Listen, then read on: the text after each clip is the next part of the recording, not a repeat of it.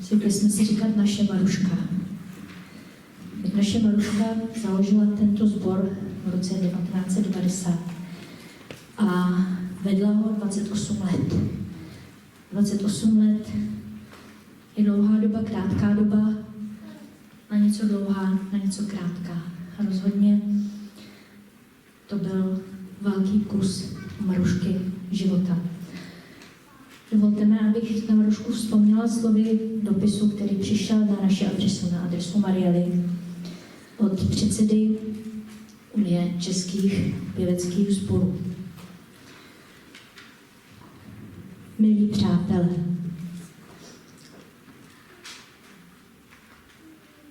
s hlubokou lítostí jsem přijal zprávu, že zesnula paní sbormistryně magistra Marie Nováková. V době, kdy je velmi důležité předávat dětem krásu hudby a její citové poselství, je každá ztráta významné osobnosti bolestná. Za 28leté působení u sboru Mariela dokázala paní magistra významně ovlivnit životy stovek členů sboru. A to není málo.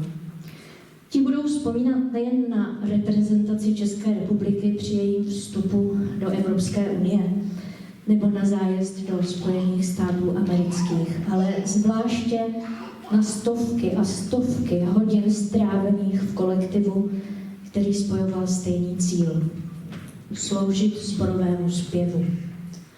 A těšit srdce lidí to není dáno každému. Pokorně se skláním před pedagogickým a organizačním mistrovstvím paní magistry.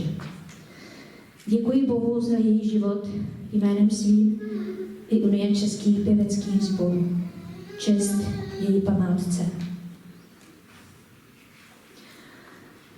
Dovolte mi předat teď slovo Standovi Staškovi, který vám o našemu poděkování Marušce do nebe řekne víc.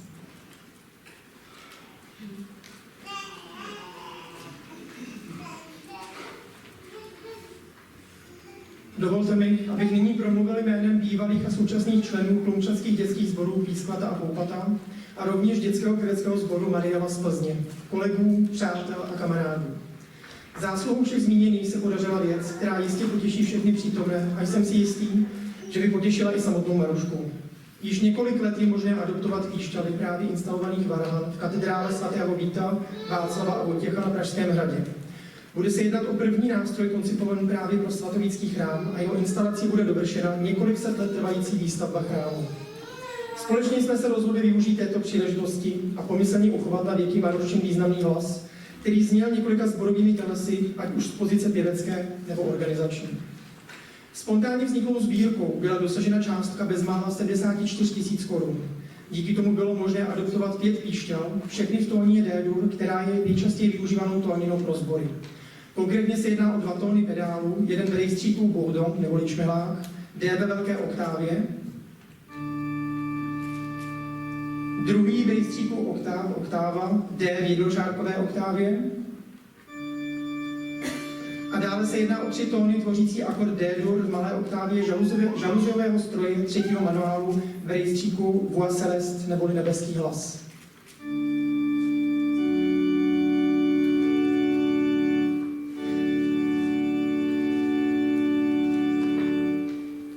Ke každému tónu náleží certifikát a miniatura píšťaly. Ať už píšťaly budou ponechány pohromadě, nebo rozděleny ku příkladu mezi sbory, rodinu, nebo dokonce uloženy v Plzeňském národopisném muzeu, bude takové rozhodnutí každopádně konzultováno s rodinou. Na závěr poprosím Honzu, aby znovu zahrál zmíněné tóny. Takto tedy bude navždy znít Maruščin hlas.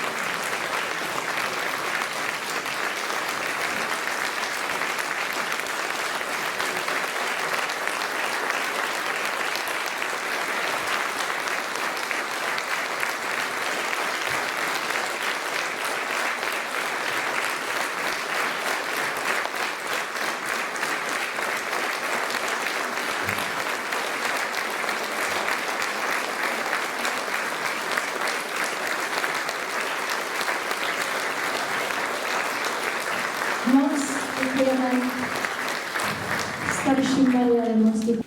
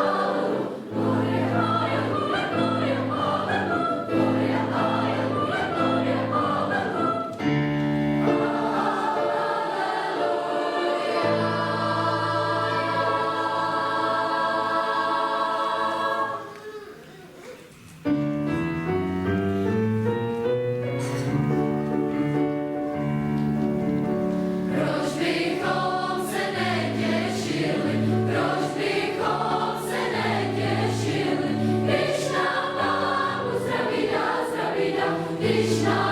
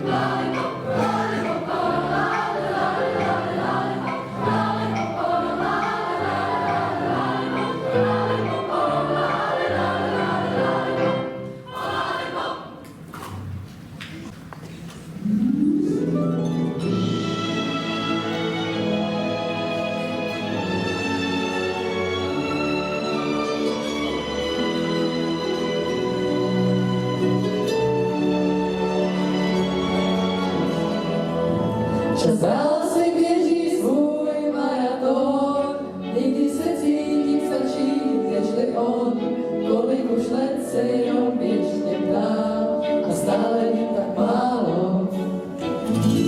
A někdy se cítím jako omálý, jako ten kluk předškolní zábradlí, co jenom snil o prvním mlívání a o svých prvních džínách. Kluk toužil víc a měl velký cíl, zpíval i žil plně a ze všech sil.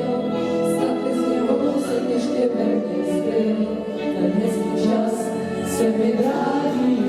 Být stále má, to bych si přál, být stále má. Zavřít se jednou každý kalendáři, jen mládí, díky stáří, být stále má, toužit to dál, být stále má. Přes ty známky času ve své tváři, stále má. Milí sbormistři, milí rodiče a především naši milí kamarádi ze sboru. Dneska tu stojíme jako tři deváťáci, kteří se s těžkým srdcem loučí s místem, které pro nás bylo po 4 roky něčím výjimečným. Sbor pro nás nebyl jen povinnost, jen zpívání nebo jen mimoškolní aktivita. Byl to prostor, kde jsme mohli být sami sebou, kdy jsme se naučili spolupracovat, poslouchat druhé a taky, kdy jsme se hodně nasmáli. Chtěli bychom ze srdce poděkovat všem, kteří na téhle krásné kapitole podíleli. Děkujeme.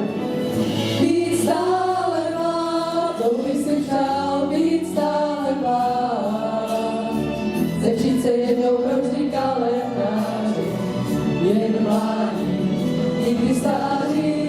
Být stále má, toužím to dál, být stále má. Je přes ty známý času ve své vláži, být stále má. Děkujeme především paní sbormistryni Hance Bezděkové za její trpělivost, energii, humor a hlavně srdce, které do každé zkoušky i koncertu vždy vkládala. Děkujeme též Hance Makáčkové, Honzovi Krčkovi a Martě Škeličkové za jejich vedení, podporu a inspiraci. A samozřejmě velké díky patří také Honzovi Kubešovi, který nás svojí hru na klavíři dokázal podržet i nadchnout.